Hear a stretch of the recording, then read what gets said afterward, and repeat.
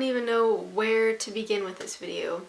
Originally I was going to have this be a vlog, and I have a whole bunch of footage that I had, and I decided it would be better to just sit down with you guys and explain some of the things that have been going on in my life recently, or some of the things I've been discovering about myself, I guess. So I will have some other vlog footage that I'll put into another vlog, but I wanted to dedicate a video just talking about perfectionism, because I realized that this is something that I've struggled with all of my life, but it wasn't until this semester that I really realized that it kind of takes over my life in a lot of ways.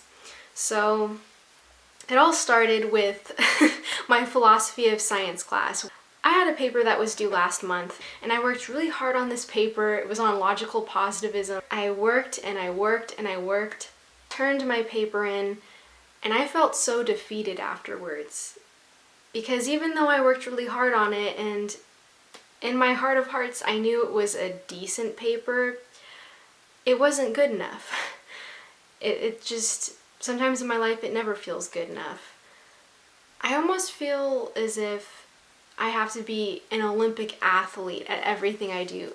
Even if I don't even know anything about a subject or something, I just have this expectation of myself that I need to be able to do everything perfectly. I had a really big wake-up call when I got my paper back. I bugged the teacher and I told him that I didn't think that it was good enough or whatever, and he said, just let me read it first. I'll let you know if it just needs a lot of reworking or whatever.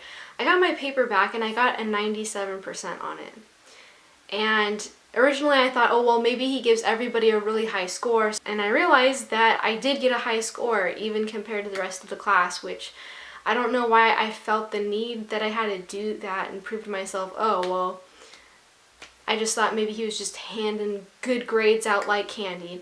But it was a wake-up call to me.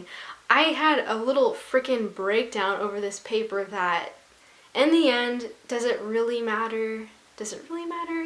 It's not the end of the world if this paper didn't work out. It's not my dissertation. This isn't my field of study or anything like that. I put so much pressure on myself. I really think this is something that has been going on all of my life, but it wasn't until this assignment for some reason that I see now that I put my self-worth into the things that I do. Whether it's not even really grades necessarily, it's more of just this unrealistic, unattainable expectation of what I need to do. And that trickles over even into my videos that I create. I'm such a perfectionist about the way I want things, and then when I'm not able to get everything perfectly, I don't have the most expensive equipment, the best setup. I don't have that. I'm doing the best that I can, but then I secretly beat myself up about it. But I just wanted to open up to you guys and let you know that this is definitely something that I've been struggling with and something that I'm trying to work on. So I usually have some kind of form of advice that I'm giving in my videos, but I'm really asking for advice from you guys.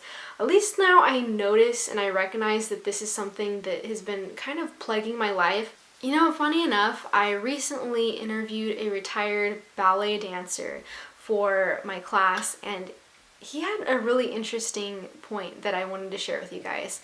He said that perfection doesn't exist, but what does exist is excellence.